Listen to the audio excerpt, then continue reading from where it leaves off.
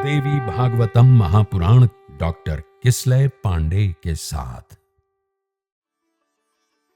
इस भाग में महर्षि वेदव्यास आगे बताते हैं कि जब नरसिंह अवतार में नारायण ने हिरण्यकशिपु का वध कर दिया तो उसके बाद दैत्यों के सम्राट बने भक्तराज प्रहलाद। भक्तराज प्रहलाद ने एक न्यायप्रिय राजा की तरह दैत्यों के हित में हर संभव कार्य किए। अब वो दैत्यों के सम्राट थे तो उनका पहला धर्म दैत्यों के हित में था, जिसके कारण उन्होंने देवताओं से भी युद्ध किया और बड़े विकट युद्ध किए, जिसमें से एक युद्ध लगभग 100 वर्षों तक चला। पर जब युद्ध का अंत हुआ तो महाराज प्रहलाद शाश्वत सत्य को प्राप्त हो विरक्त हो चले और उन्होंने विरोचन के पुत्र बलि को सारा राजपाट सौंप दिया। जिसके बाद बलि ने भी जो भी दैत्यों के हित में कार्य थे उनका बड़ी ही सफलतापूर्वक निष्पादन किया। जिसके बाद बलि भी निरंतर युद्ध करने लगे देवताओं से। कभी देवता जीतते तो कभी दैत्य जीतते, कभी स्वर्ग दैत्यों के हाथ में आता तो कभी देवताओं के हाथ में आता। अंततो गत्वा देवता की शक्ति बढ़ी और दैत्य शक्ति विहीन हो गए, बहुत बुरी तरह परास्त हो गए। उनकी इतनी दुर्दशा हो गई कि दोबारा खड़े हो पाने में भी समर्थ नहीं हो पा रहे थे। तो इस कारण सारे दैत्य मिलके अपने गुरु शुक्राचार्य के पास पहुंचे।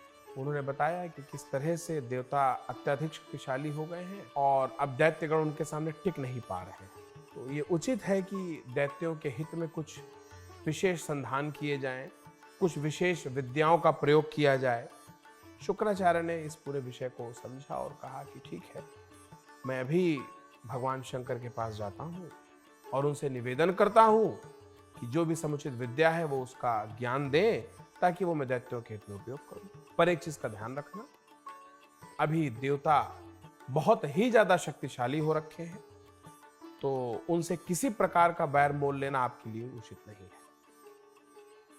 दैत्यों ने कहा वो तो ठीक है, पर हम बैर मोल लेना ले, वो तो हमारे प्राण के प्यासे हैं ना, तो हम क्या करें।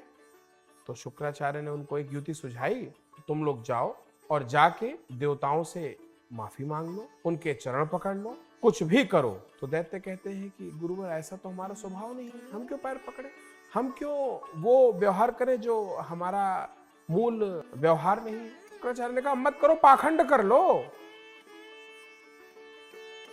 दैत्यों ने अगला प्रश्न किया कि वो मानेंगे क्यों देवता हमारी बात, वो हमारे ऊपर क्यों विश्वास करने लगे, वो जानते हैं हमारा क्या व्यवहार है, हम किस प्रकृति के हैं।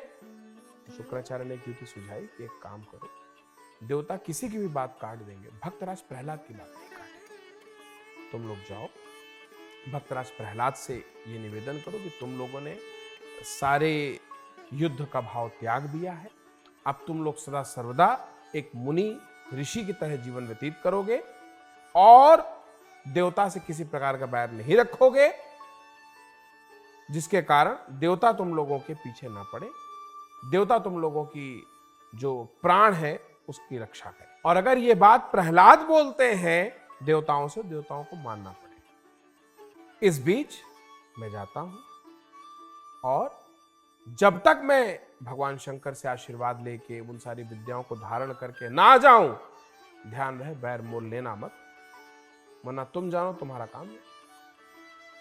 दैत्यों ने कहा ठीक है। वो गए और उन्होंने प्रहलाद को कहा कि महाराज, जैसे आप विरक्ति को प्राप्त हो गए वैसे हम सब भी विरक्ति को प्राप्त हो गए हैं, हमें सत्य का दर्शन हो गया है, अब हम लोग किसी प्रकार के बैर में नहीं पड़ना चाहते, नहीं चाहिए हमें स्वर्ग, नहीं चाहिए हमें किसी प्रकार की समृद्धि, अब तो हम सिर्फ नारायण का ध्यान करेंगे। हम ये चाहते हैं कि आप किसी तरह एक बार चल के देवताओं से हमारे लिए बात कर ले ताकि हमारे प्राण उस संकट में न डालें। प्रहलाद ने कहा तो बड़ी अच्छी बात, जिस शाश्वत सत्य को जानने के लिए मुझे इतने वर्ष लग गए, इतने युग लग गए, वो आप लोगों ने इतने क्षण में जान लिया, मैं बिल्कुल आपके लिए चलूंगा। प्रहलाद बड़े कोमल हृदय के थे, वो युद्ध भी सिर्फ इसलिए करते थे क्योंकि वो उनका धर्म था। अब चूंकि वो दैत्यों के सम्राट थे तो इसलिए उनको युद्ध करना था, स्वयं उनकी कोई आकांक्षा थी नहीं। तो प्रहलाद पहुंचते हैं इंद्रदेव के सामने और बताते हैं कि ये सारे जो दैत्यगण हैं इन्होंने पूरी तरीके से ये मान लिया है कि अब इनको बैर भाव आपसे नहीं रखना है और ये उचित है कि आप इन्हें क्षमा दान दें, आप इन्हें अभय दान दें और इन्हें आशीर्वाद दें कि ये अहिंसा के मार्ग में प्रशस्त हो। इंद्र को तो मनमांगी मुराद मिल गई। इतना शक्तिशाली शत्रु सामने क्षमा भाव के लिए खड़ा हुआ है और अपने सारे कृत कर्मों के लिए क्षमा भी मांग रहा है। तो इंद्र ने कहा ठीक है, आप लोग आराम से विचरण करिए, हमारी तरफ से आपको किसी भी प्रकार का भय रखने की आवश्यकता नहीं। अब कल्पना करिए कि ऐसे खतरनाक दैत्य, ऐसे विकराल विकराल दैत्य जो किसी को देख मात्र से काट के फाड़ के खा जाएं, वो सब सिर्फ और सिर्फ भगवान विष्णु का नाम जप रहे थे, मन ही मन सोच रहे थे कैसे एक बार गुरु शुक्राचार्य आ जाएं, हमें हमारी शक्ति मिल जाए, फिर बताएंगे इंद्र को। अभी उस समय जब ये सारे दैत्य खड़े थे इंद्र के सामने हाथ बांधे, तो इंद्र ने भी कुछ ऐसे टिप्पणी की थी जो दैत्यों को प्रिय लगे, पर वो दांत पीसते, हाथ मसलते चुपचाप बैठे थे कि गुरु का आदेश था।